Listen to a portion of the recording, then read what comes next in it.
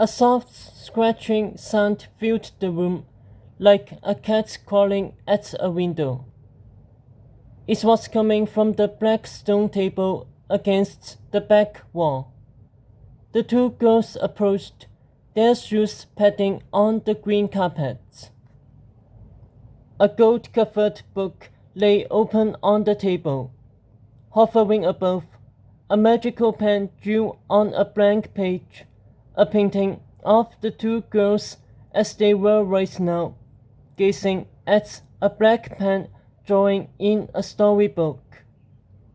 The book on the table looked just like the one in the schoolmaster's tower that held their new fairy tale, and the pen floating over it drew in the same bold colors and clean lines as the story.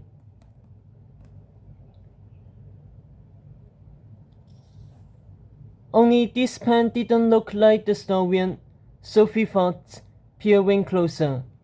It was black, for one thing, not silver.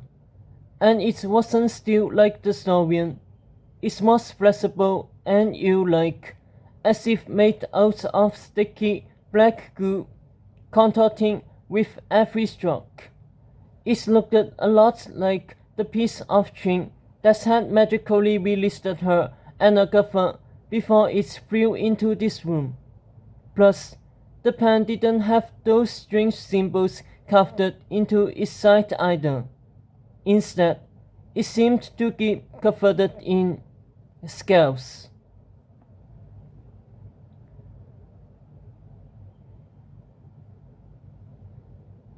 Beneath the painting of the two girls is wrote a caption. One of them would die today, but which one?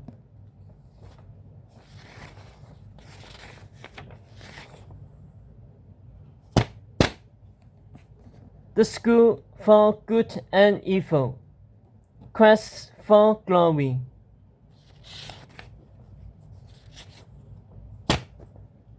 In the forest primeval, a school for good and evil, two towers like twin heads, one for the pure, one for the wicked.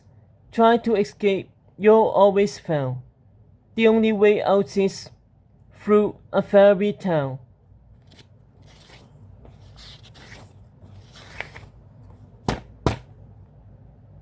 Agatha, the almost queen.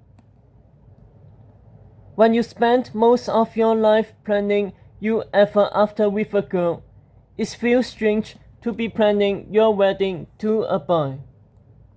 A boy who had been avoiding Agatha for months. She couldn't sleep, dread brewing in her stomach. Her mind flurried with all the things left to do before the big day. But that wasn't the real reason she was still awake. No, it was something else. A memory of the boy she was supposed to marry. A memory she couldn't bear to think about. Tedros, stained with tears and slung over a man's shoulder. Tedros unleashing a primo scream, so pink and shattering that sometimes Agatha could hear nothing else. She rolled over, burying her head under a pillow.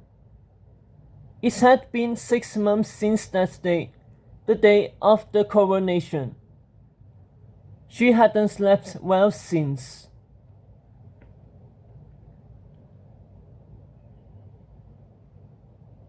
Agatha felt Reaper tossing tetrually at the foot of the bed, her restlessness keeping him up.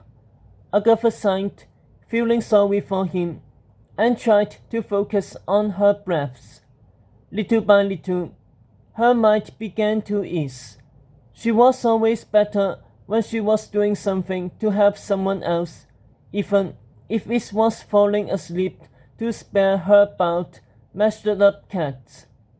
If only she could do something to help her prince too, Agatha thought. Together, they always managed to work things out.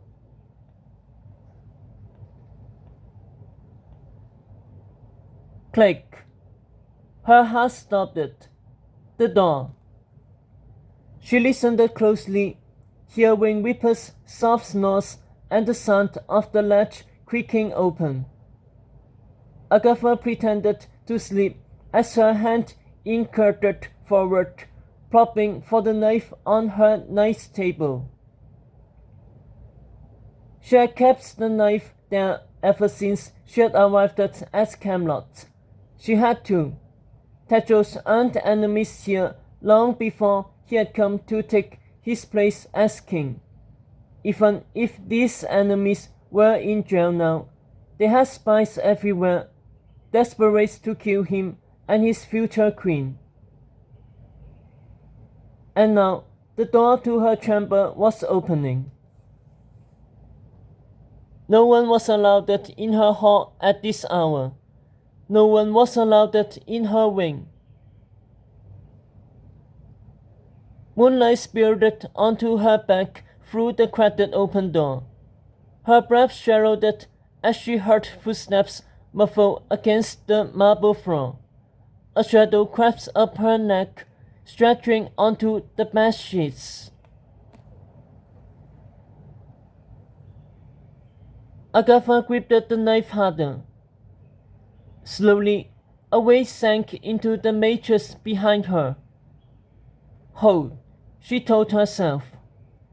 The weight grew heavier, closer. Hold. She could hear its breath. Hold. The shadow reached for her. Now. With a gasp, Agatha swiveled, swinging the knife for the intruder's neck before he seized her wrist and pinned her to the bed, the knife a millimeter from his throat. Agatha panted with terror as she and the intruder stared into the wide whites of each other's eyes. In the dark, it was all she could see of him, but now she felt the heat of his skin and smelled his fresh, dewy sweat, and all the fear seeped out of her body. Bit by bit, she let him pry the knife away before he exhaled and dropped it into the pillow beside her. It all happened so fast, so softly, that Whipper will never stir.